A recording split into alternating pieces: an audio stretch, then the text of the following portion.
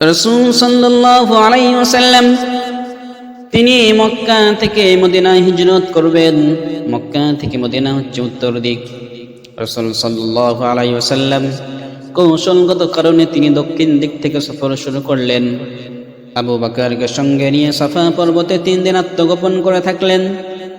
মক্কার কাফির মুশরিকেরা এতটাই চতুর ছিল, তারা খুঁজতে খুঁজতে সেই দক্ষিণ দিকের সেই পাহাড়ের কাছে পৌঁছে যায়।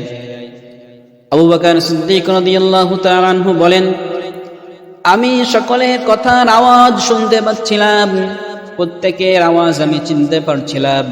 আমি বুঝতে পারছিলাম তারা অন্য কোনো কিছুর জন্য আসে নাই, তারা আমাদেরকেই খোঁজার জন্যই এসেছে।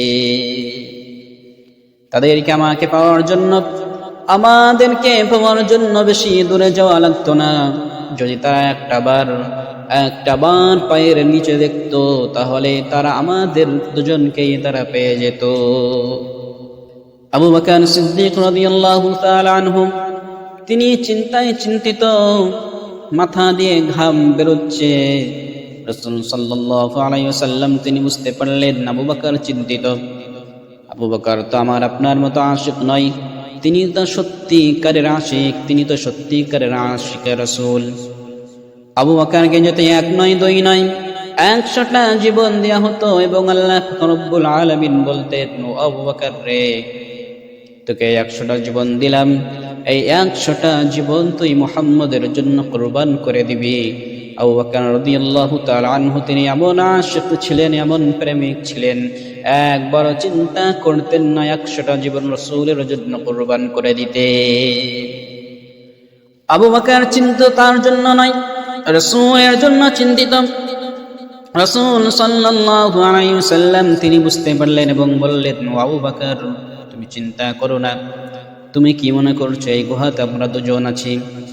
না না না, আমরা দুজন ছাড়াও একজন আছেন, তিনি হচ্ছেন আল্লাহ তাআলা। রাসূল সাল্লাল্লাহু আলাইহি ওয়াসাল্লাম যখন আবু বকর রাদিয়াল্লাহু তাআলা আনহুকে যে কথাগুলো বলছিলেন, সেই সময় তো তারা দুজন ছাড়া কেউ ছিল না। আল্লাহ তাআলা কোরআনে কত সুন্দরভাবে সেই কথাই নকল করে দিলেন। ইযহুমা ফিল গারি ইয ইয়াকুলু লিসাহিবিহি লা তাহজান ইন্নাল্লাহা